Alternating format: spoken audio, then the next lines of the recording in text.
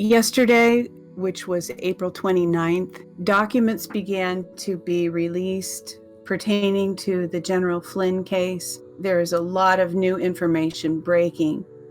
I want to quote one tweet that I'm looking at right now. Flynn attorney on explosive new documents. There's more coming, and it gets much worse. Is it really possible for the DOJ information to get much worse? What we've already heard is pretty astounding. Today, we want to take a look at what has been happening with the General Flynn case and also some of the context, maybe asking more questions than answering them, but certainly considering the information that's been coming forth and the significance that it bears considering the future of our country. This is where we learned the catchphrase perjury trap, a common term. It was recognized as basically a method by which corrupt prosecutors can a slam dunk conviction based on faulty memory. So it's fairly easy to do because it's hard to remember the precise dates of emails. Memory is really an intuitive process. It's not a solid thing. Well, one thing that you mentioned, Ken, I have to respond to. It puts it in a spiritual context almost immediately, but I don't want to miss the opportunity, and that's that your explanation of perjury trap and how that works brought up in my mind the did God really say the words of the devil in the garden to Adam and Eve, and it's the oldest lie, is to get somebody to doubt their reality, which is formed on the basis of what they know to be true. And pretty soon, so much stuff is being thrown around. If you get your eye off of the bedrock of truth, you don't know what reality is anymore. And that's the environment that creates information warfare. And that's where we're at now, is in the middle of this information warfare field. And what I do notice with the General Flynn being almost completely exonerated. It hasn't happened yet, but we see all the ingredients, and we have from the end of, well, I guess it was on the weekend that Marie Bartiromo actually said that she had the word that it's going to, sometime this week, which is only a couple more days, but that General Flynn will get off of the charges that he's been operating under. And one thing that we do have to notice, I think, in how this information warfare game is played is that President Trump and team don't do anything without first alerting their supporters and those in the alternative media that don't follow the mainstream media party line. They alert them as to what's going to go down before it actually happens. So we're in the preparation stage now. We're seeing this General Flynn memo, handwritten memo, come out. But I'm just going to caution here, and I'm not going to go into detail yet, but that we don't want to jump to some wrong conclusions about that, about why that happened. All we know is that General Flynn is most likely going to be getting released from the charges that he's been under, and the game is going to change, and it's going to be a major shift, I believe. How it impacts Roger Stone, I don't know. Now, Cindy, you mentioned something one point that he's due for prison tomorrow. He was supposed to turn himself in today, I believe, which is Thursday, April 30. Now, I don't know if that has happened. He's supposed to turn himself into the Department of Prisons and begin his sentence. So I can't, God bless Roger Stone, but he always has seemed to me as a bit of a dandy. And it's difficult for me to think of him faring well in prison. I hope for his sake that he's, I believe that he's innocent. I don't believe he's completely innocent of everything, but I don't believe that he belongs in prison.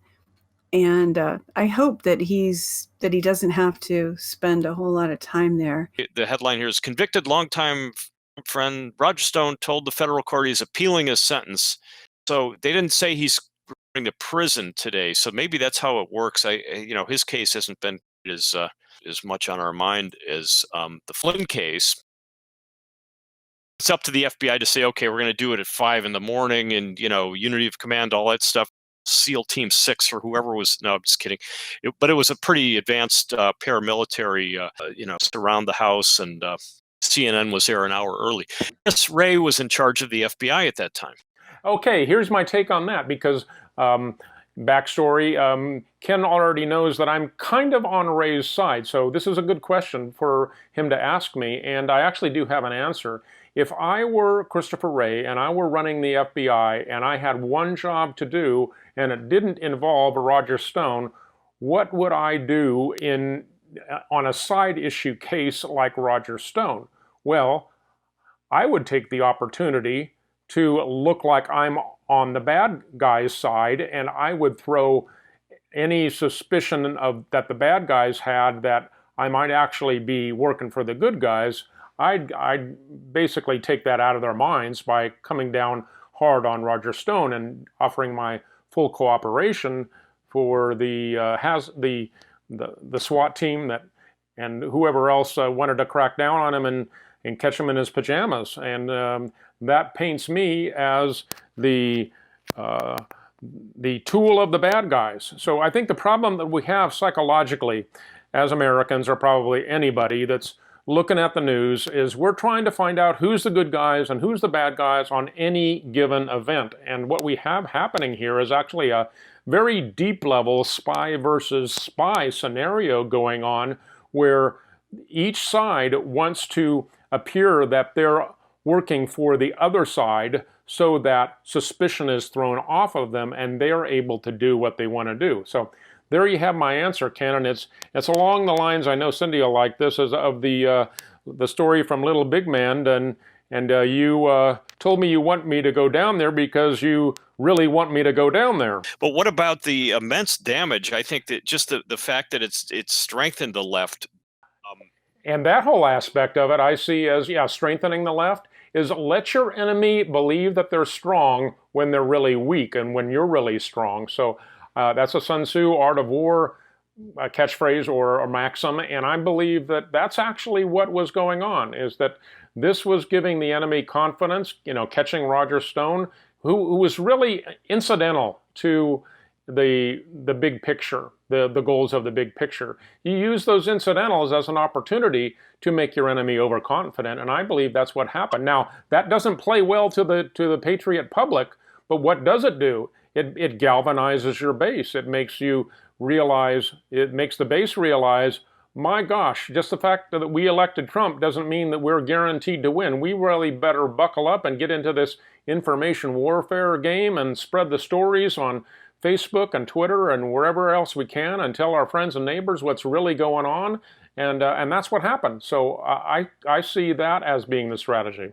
It's certainly kept us busy. So, yeah. But the downside, now I don't personally look at our fellow citizens as enemies necessarily, because everybody, I think they're misinformed. And this is the problem I have with the whole system, the way it's going now, is the influence that has on people that could just as easily change their opinions, if they were fed news that made, that was true, and they saw a Justice Department that actually lived up to the concept of justice.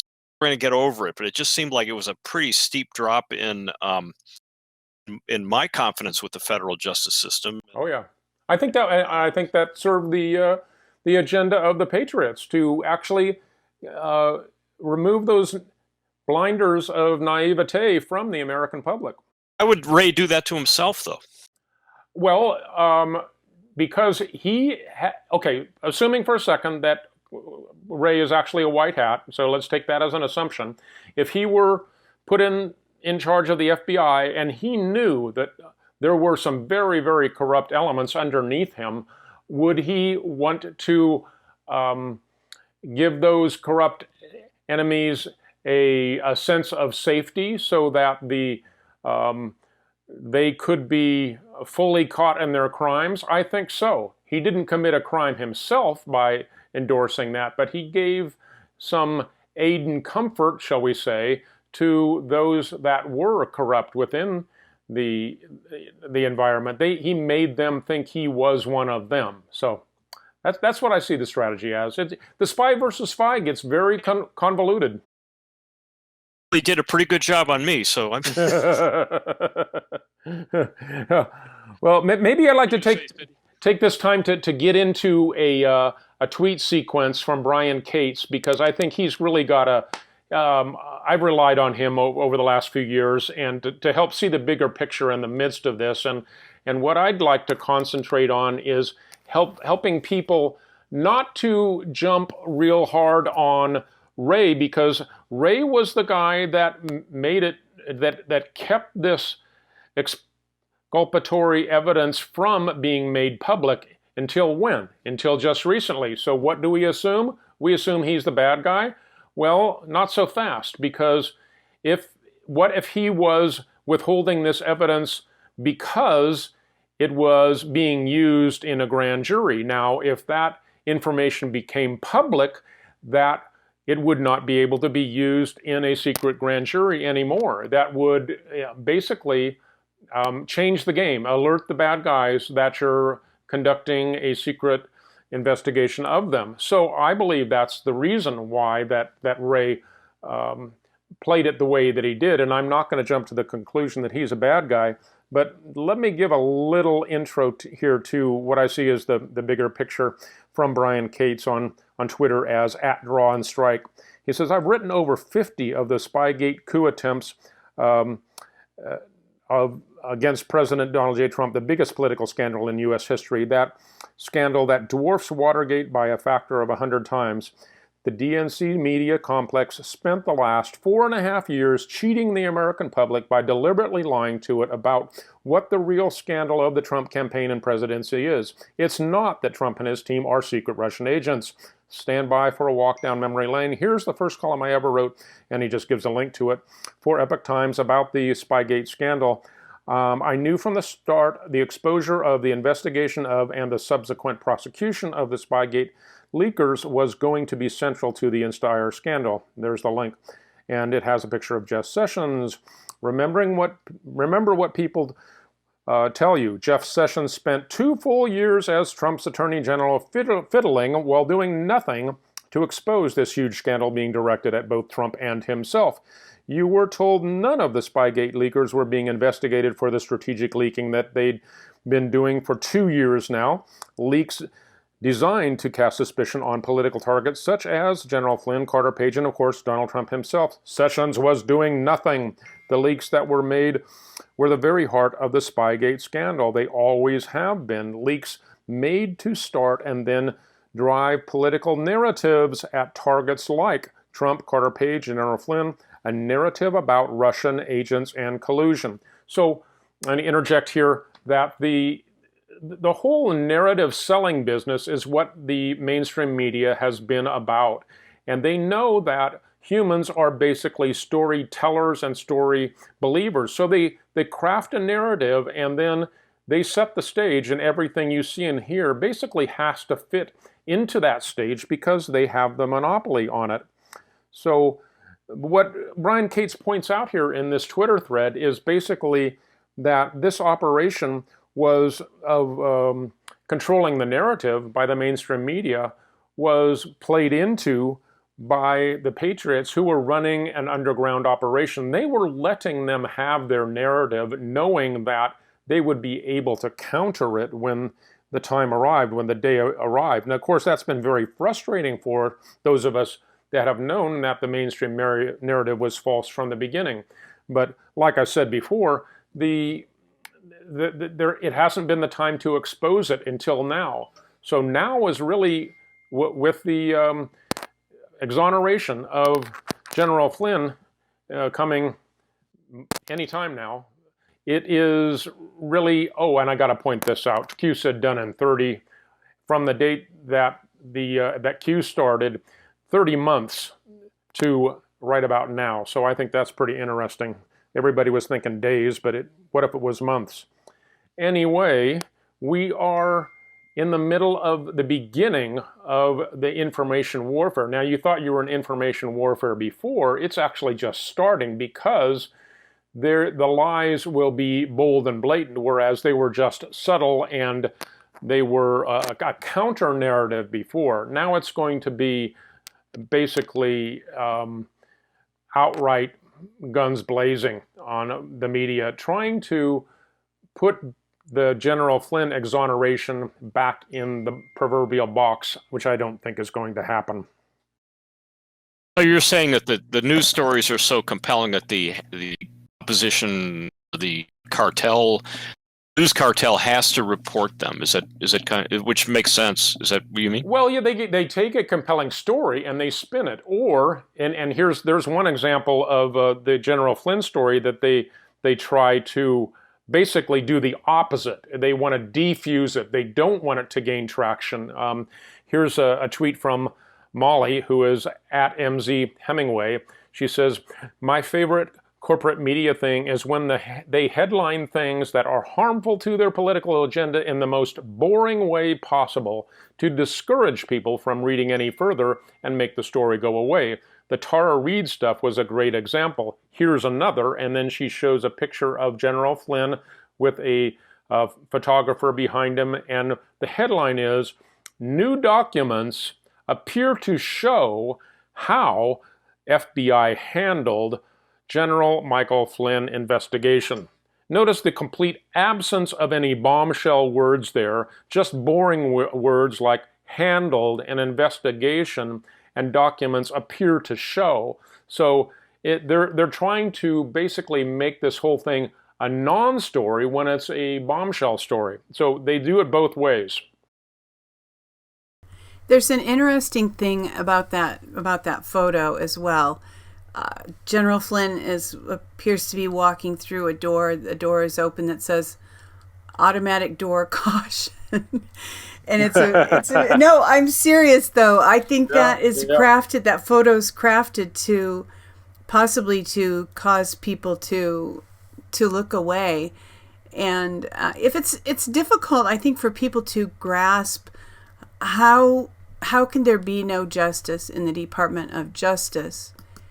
And I have on the screen now an article from Breitbart, 18 major scandals in Obama's scandal-free presidency.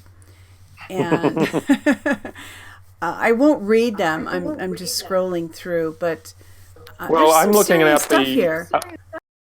I'm looking at a meme that I saw this morning that has the potential, I believe, to go viral, although it may not have yet. But it just has a picture of 3 individuals in suits, and it's basically a dark black and white photo, and it just has the letters in red on the bottom saying "The Deep State," and the 3 individuals are Barack Obama, James Comey, and Robert Mueller.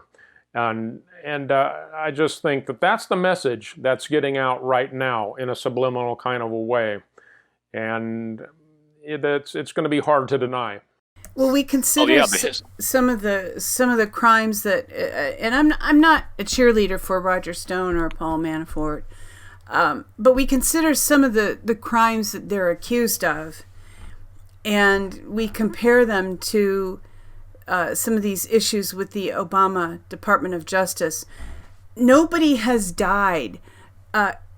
Even worst case scenario, say Russia did influence the election, which none of us believe they did, at least, not in this way, not in the way that they tried to prove with General Flynn and these gentlemen. Who would have died? How many people died? How many people have died? We look at these scandals from the Obama era Department of Justice, and hundreds, if not thousands, of people's deaths were the direct result of some of these issues, like Fast and Furious for one, Benghazi for another. And those were virtually overlooked in the media. There was one CBS reporter, Cheryl Atkinson, who tried very hard to expose Fast and Furious, and I think she lost her job in the process. I know she didn't fare very well, and she no longer works for CBS. So I think that, one thing that we haven't even focused on a lot as we've discussed, although we've broached the subject, is the role of the media in all this. And what you were just saying, Don, in that tweet from Molly, that General Flynn is shown here in a way that it's a very undramatic headline. The photo almost is asking people to look away. It's not a good photo. I mean, artistically speaking, it's not a good photo. And whereas the press completely ignored all of the very, very clearly evil things that were done by the Obama Department of Justice, and virtually nobody knows about it, or if they know about it, they don't think it's a big deal. They don't believe that Benghazi really was happened because of a call that Hillary made. I don't mean a phone call. I just mean decisions. They don't believe maybe that Randall Terry died on the border because of Fast and Furious, and as did hundreds, if not thousands, of Mexicans who were killed by some of these weapons that were illegally taken to Mexico.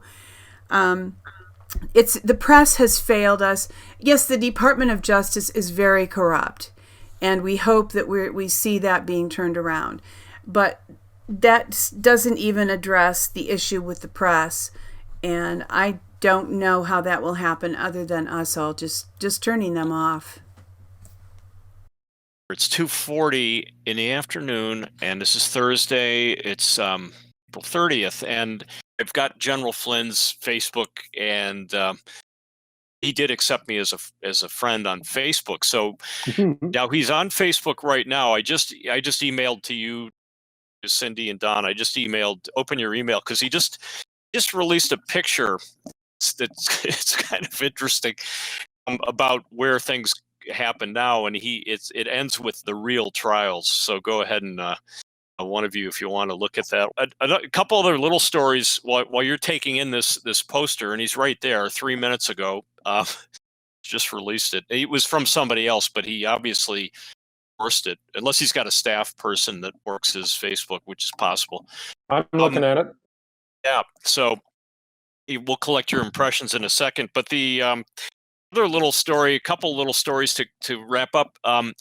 It's a really interesting study that was done of how what we call the deep state players are using video games, the side chat feature on video games, to communicate with each other. And it sounds crazy, but there is some pretty good evidence that this was the case. And in fact, it did come up with the Awan brothers, that they were using video games as a method of communication, the chat feature. And so the study, we put it on our Twitter. Obviously, everybody go to our Twitter, Poli-Psych podcast team on Twitter, and they'll put links there. But the tweet detailed from the X22 report yesterday, but it was basically what we call the anons. And anons, for people that are sort of new to the craft, are basically, it's a neural network of people that research things. And then in the world of QAnon, anons are sort of the service bureau and the researchers and I guess the bakers. It's a great system. It's a lot of legs on the ground as far as research, and connecting dots and so on. They eventually arrived at these two games being anchor for some pretty major players. And they have identified pretty conclusively John Brennan, Peter Strzok, Andrew McCabe, Adam Schiff, and a Washington Post reporter whose name I cannot pronounce. But if it's true, and it looks like it is, unless they were using a forged original document, which they probably weren't, because there were enough people involved in doing the research. Carly Q and some of the other sort of power users on Twitter. Twitter is very useful. I know a lot of people are sort of tired of it, but if you follow the right people, you can get a really good on things. X-22 is also very good. I think, the Q thing, we don't accept it 100% of the time either, but it's been a lot more reliable than mainstream news, and very predictive. The predictive validity has been extremely. Yeah, well, Q told us that disinformation is necessary, so we know it can't be all true, because you don't want to give away your game plan to the enemy. And you know what? Recently, I did come across what the game plan actually is, and I don't mean the plan, or maybe it is the plan in a very general sense. It's to get people to think for themselves and to basically destroy the herd mentality that so many Americans have developed over years of mainstream media and even alternative media. We've tended to form these cliques or groups that basically follow a certain person that puts themselves out as the leader, and there's a lot of them now, but that doesn't mean that that's a good way to organize. What we want to do as Americans is learn how to think for ourselves again and enjoy liberty where we can disagree with each other, but enjoy the fact that we can have discussions that address all points of view instead of narrowly being herded into various groups or subgroups that can be more easily managed. I think the whole idea of liberty is that it is very dangerous from a management standpoint. You never know which ideas are going to take hold, and that's a good thing. If you've gotten the picture that I sent over, and again, I doesn't look like General Flynn designed this graphic, but he probably approved of the theme. So what's your reading, Cindy or Don, on this artwork? Was posted. I think it's great. I think it's brilliant. It might go down in history. My favorite part is "Welcome to the beginning of the end." Yeah, and it quotes President. It quotes a tweet from President Trump right there at the top, right underneath. "Welcome to the beginning of the end." President Trump, dirty cops at the top of the FBI tormented General Flynn. End quote. And Jerome Corsi and yeah, that exactly. Might be, yeah, based on a tweet from President Trump. So yeah, this is it's got pictures there titled "Trump rips old FBI brass, price of persecution?" ? General Flynn looking troubled, disgrace at DOJ, and another picture of the real trials. And they are a couple of Marines there waiting for President Trump to enter the room, and the image of the Punisher kind of embossed there on that picture. So with a President Trump hairstyle on the Punisher, that's pretty clever. Just as far as timing, I've thought about this a few times, so I think I'll say it. And this is not the Christian attitude at all, but I keep thinking about the old Star Trek Khan, and I know there was a film called The Wrath of Khan, but the original old Star Trek episode that was in which Khan appeared, and Khan's one of his favorite sayings, I think, was "Revenge is a dish best served cold." So saying come from? Again, that isn't a very Christian attitude, but sometimes, the winning the long game, I'll just put it in those terms, not in the revenge terms. Winning the long game can be very satisfying for somebody who has the kind of mind that is looking to the long game, and we believe that President Trump is one of those kind of people. And General Flynn has certainly borne this whole ordeal with tremendous grace. And some of the other guys who've gone through this kind of thing handled it very differently. He's been fairly quiet about it. I suppose that's because he's a military man, just kind of sucked it up. And I love if we have the opportunity to really see him have this dish of revenge served cold. So focusing our attention on the lower part of this graphic, see Barr, Durham, and Huber. Who is the Who's the individual just above that? Is that Admiral Rogers? Who's center? It's a smaller picture. It appears to be a Navy sleeve. You see what I mean? Yeah, and he looks like that. Almost looks like an attitude of prayer that Admiral Rogers is in right there. I can't say for sure. I think this is foreshadowing the things to come, and I think I'll go back to the things I was saying earlier. Is we don't want to prejudge before the trials begin, and we are close to the beginning of the trials because the actual evidence that has been sequestered is begun to be revealed, and we don't know exactly who the good guys and the bad guys are going to be. I came across one little, and this is just a tidbit, not a major thing, but since you guys got to talk a little bit about Roger Stone, here's another one that I saw as I was gleaning information this morning. And there was a thread written a couple days ago from one of my favorite Twitter people who is Feisty Cat. And she says, okay, Sean Hannity told us all to watch tonight, and this is a few nights ago, possibly one or two bombshells to be revealed, and we now know it's about President Trump, but she says, Durham isn't the Punisher, but who is? How exciting. Frank Castle is the Punisher. And then she goes into a whole long thing in this Twitter thread, which I won't get into because I'm not into the comics and I don't really understand all that dynamic. But Feisty Cat actually makes the case that the Punisher might not be Durham, but because he doesn't fit the Punisher profile, but somebody else does, and it's kind of interesting who that is. What's her name? Gina Haspel. That might actually be the person that helps scatter the FBI into 1,000 little pieces, which is JFK's maxim that might actually begin to be carried out. So that's an interesting thread. I just wanted to point that out. And again, within the context of let's actually see where the evidence lies, because now we're moving out of the realm of media spin and actually into the revealing of hard facts. For breaking news, we should just stay on constantly. I scrolled down on General Flynn's Facebook page and found Technofog has a tweet that I put up on our Twitter.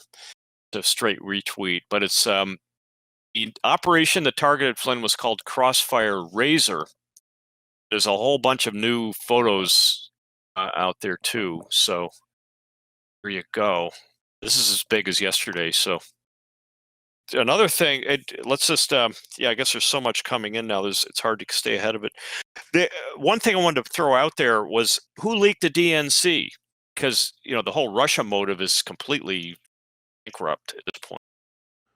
Well, we know that information about the timestamp that was, if you were listening in alternative media, you heard Bill Binney, former technical lead of the NSA, basically make mincemeat out of any claim that was anything but an inside job based on the timestamps. So but that hasn't hit the mainstream media, and the reason is that just from a broad perspective, why that didn't happen was because it did not serve the Patriots' agenda to make that information a public talking point at that time. The whole idea of, as I see it, of the game plan that has been being played is to give the deep state, the Democratic mainstream media combine enough rope to hang themselves, and them pushing the Russian hacking story and taking the spotlight off of the Seth Rich murder was actually just that, giving them ample evidence to prove they were not about the truth, because the truth is very, very easy to see once you have that detail about the timestamps that is available now. It's just starting to come out. So I can't help but think, well, that's part of the grand jury information too. Now, Roger Stone was trying to bring the Bill Binney evidence into the courtroom, but apparently that was somehow overruled by the judge. But now, in light of the appeal, it's still hard to tell if he did report to prison or not. He was scheduled to be imprisoned on Thursday.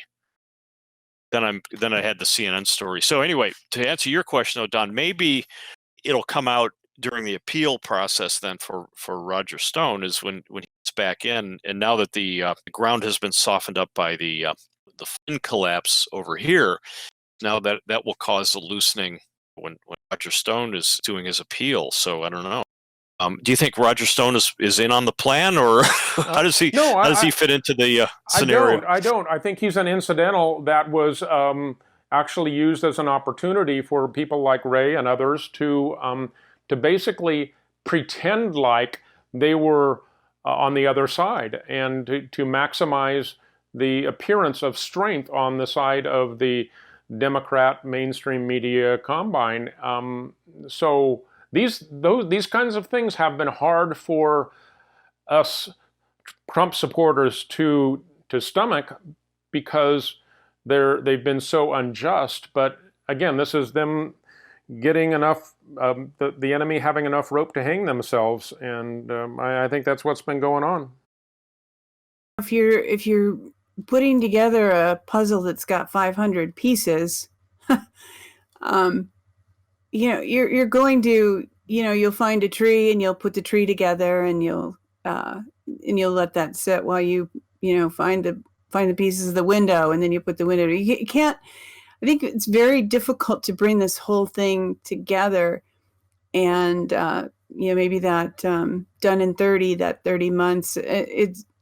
I don't know if they really had a plan or not, if they have enough information to be able to establish something like that. But I could see working on different parts of it at different times. And then, finally you get to the point where you are able to put some of the last pieces in the puzzle. And, we have seen puzzle pieces put together, and every time, I won't speak for a lot of people, I'll speak kind of for myself. Very often when one puzzle piece gets put in place, I become enthusiastic, believing that we're going to see the justice breakthrough that we've all been waiting for. It doesn't happen. It's just one puzzle piece. And I think partly that is it's blocked by the mainstream media. I keep referring to this photo of General Flynn and the lackadaisical headline, the bland headline. They have their methods of suppressing or promoting whatever stories they desire, and certainly they have desired to suppress the stories that would lead to the final pieces falling into place, with justice finally finding the Justice Department. So Justice Department. There you go. But because I just looked it up a few minutes ago. I keep thinking about the Obama Department of Justice, and I have a little bit of a personal attachment there, because I have a friend who was a victim of Fast and Furious, and those kinds of things. If it happens to you, you don't forget. And the three of us, we will never forget what happened to Dr. Corsi, and we probably don't want to get into it real deeply, but we knew a little bit of what was happening, and the outrage is overwhelming almost. That it feels like a dream, because you know this person who you are certain hasn't done anything wrong, and yet they're being treated like a criminal. And it's stunning, really. And anyone who has been touched by this will not soon forget. And I can't imagine Seth Rich's family, if it seems that there was an involvement there, and God knows what happened behind the scenes that prevents them from speaking out more. But it certainly, the story doesn't hold water. The official story doesn't hold water. He was shot by a thief who did not take his valuables. Can we make sense of this? No. So there are these huge gaps in a lot of these stories, and I think that now we're going to begin to have more people realize on a larger scale that they have been deceived. Absolutely. Yeah, it really is a matter of dark versus light, or good versus evil. And Today I noticed a Twitter thread that really highlighted that whole way of viewing what's happening now. And the thread is actually 20 days old. I was surprised when I noticed that because it's so current for what we're seeing now. But I want to read a bit of it. It's from Burn Notice, who is at BurnSpy34. He calls the thread hide and seek. He says, "We are witnessing the exposure of the shadow government or deep state. Evil is not easily seen. It is not being exposed by our news. It does not misbehave in public. Its corrupt deeds are frankly unbelievable. This makes evil out of sight. Anyone who exposes evil is mocked as a conspiracy theorist. Now, conspiracy theorist is an accusation against someone's character aimed to inflict shame and shut down any conversation about truth. This is how evil gets us to stop looking. Evil has convinced our friends and family to use this accusation against any search for truth. The phrase conspiracy theorist is uttered by cowards. Those who make this accusation are scared of the truth. Evil people live in shadows. This means it takes a lot of work to find them, but once you see them, you cannot unsee them. Think carefully. A shadow is any place that we are not yet conscious of. Evil is there to be found, but they will never tell us where to find them. Consider we are currently playing a cosmic game of hide and seek. Human consciousness is gradually seeking out evil and bringing it into the light of consciousness. That is a very key statement there. I'm going to read it again. Human consciousness is gradually seeking out evil and bringing it into the light of consciousness. Many people ask how it is possible that a shadow government could have controlled the world without us knowing. This is a great question. This dig highlights how they hide in full view. It shows the danger of trusting government agencies to act in interests of we the people. To highlight how evil people play this game of hide and seek, I'm going to use FARA as an example. That's the Foreign Agents Registration Act, and he goes into detail there and uses that as an example. I recommend reading the whole thread. There's quite a few great points there. We are in a spiritual battle. To the curious, the seekers, and the experts, thank you for joining us for this episode of Poli-Psych Podcast. We hope that you have enjoyed this time. If you have, we ask that you please click like, share the link, subscribe to us on YouTube, subscribe to us on BitChute, follow us on Twitter, and if you have a moment, please visit our website. Again, thanks for joining us, and until next time, stay well, enjoy the opening, and take care.